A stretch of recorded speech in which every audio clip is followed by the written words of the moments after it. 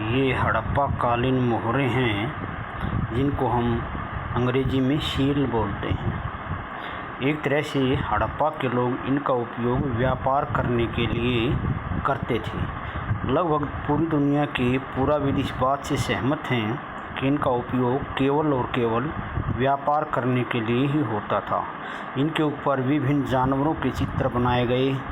इसके ऊपर हम देख सकते हैं कि एक श्रृंगी जीव है ये, यानी एक सींग वाला, और ये हाथी, और ये भी हाथी है, और दूसरा इसके ऊपर बैल है झालर वाला। तो ये जो सीलें एक तरह से हड़प्पा के केंद्रों पर मिली हैं, ये करीब अब तक 300 प्राप्त हुई हैं। अकेले मोहनजोदड़ो से 200 प्राप्त हुई हैं।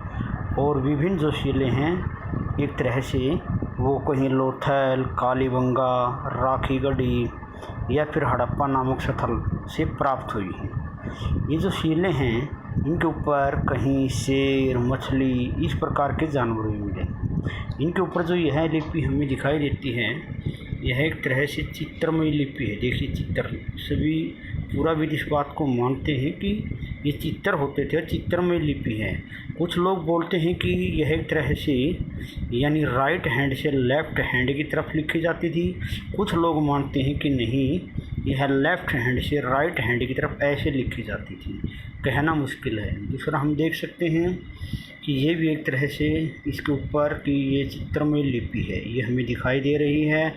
और ये एक सील है जिसके ऊपर एक तरह से हाथी का आगे का भाग है, पीछे एक तरह से शेर का कुछ भाग बना हुआ है।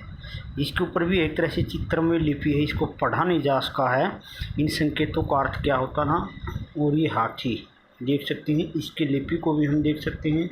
ये कोई पढ़ा नहीं जा सका है एक तरह से कि ये आखिर क्या थी या फिर कैसी थी, हम इसको देख सकते हैं। अलग अलग सील को हम देख सकते हैं, ध्यान से देखेंगे तो जो ये सील है ये हाथी की सील है।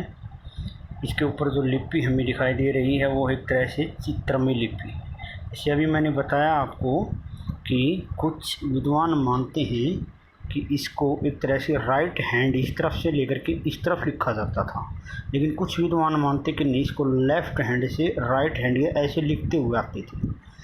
दूसरा हम इसको देख सकते हैं कि देखिए ये बैल वाली सील है। ये बहुत ही दुर्लभ होती हैं, बड़ी मुश्किल से मिलती हैं। इनका उपयोग वो व्यापार करने के लिए करते थे। जैसे कि किसी बोरे बैग में वो सामान डालते थे तो गिल्ली मिट्टी से उसकी सील बंद कर दी जाती थी, धागा या रस्सी लपेट करके, और उस गिल्ली मिट्टी के ऊपर इसकी छाप ऐसे लगाई जाती थी इस तरह से, और उसको सुखा दिया जाता था। और जिस स्थान पर उस सामान को भेजा जाता था उससे यह बात सिद्ध होती थी कि उस सामान के साथ किसी भी प्रकार की छेड़छाड़ नहीं की गई है, वह सुरक्षित पहुंचा है। यानी गिल्ली मिट्टी की यदि सील टूटी होती तो इसका मतलब होता था कि उसके साथ छेड़छाड़ की गई है। यह चुनिंदा बड़े बड़े जो व्यापारी होते थे या मान्यता प्राप्त व्यापारी होते थे, एक तरह से ये मोहर उन्हीं के पास होती थी और एक आम आदमी या ट्रेडर्स इनका प्रयोग नहीं कर सकता था। तो इनका उपयोग एक तरह से मेसोपोटामिया तक पाई गई हैं, भारत से लेकर के ये मोहरें। इसका अर्थ ये कि इनका उपयोग पूर्णतः व्यापार करने के लिए ही होता था। व्यापार में इनका कार्य होता था प्रमाणिकता सिद्ध करना कि जो सामान है वह सही सलामत पहुंच गया है, बिना छेड़छाड़ के पहुंच गया है, उसके साथ किसी भी प्रकार की यानी कमी नहीं की गई है, यानी इसको चोरी नहीं किया गया है या उसकी मात्रा कम नहीं है, वह पूरी मात्रा में जैसा भेजा था वैसा ही वहाँ पर पहुँचा, ही प्रमाणित। और ये विभिन्न प्रकार की मोहरें एक तरह से ऐसा महसूस होता है कि उसमें कुछ न कुछ व्यापारिक यूनियन रही होंगी, उन यूनियनों के तौर पे ही इनका उपयोग होता रहा होगा। पूरी दुनिया के विद्वान एक मत हैं इस बात से, लगभग पुराविद, कि इनका उपयोग केवल और केवल व्यापार के लिए होता था, अदर किसी भी कार्य के लिए इन सीलों का प्रयोग नहीं होता था। ये बहुत महत्वपूर्ण हैं, ये हमारी विरासत हैं और बहुत दुर्लभ हैं।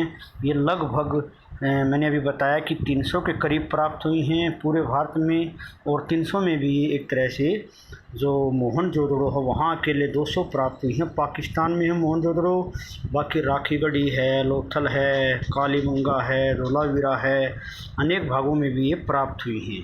लगभग ये 300 प्राप्त हुई हैं। ये बहुत ही महत्वपूर्ण हैं और एक तरह से ये हड़प्पा इतिहास को बताने वाली हैं। लिपि की पढ़ ली जाएगी तो एक क्रांति जो है वो आ जाएगी इतिहास के बारे में।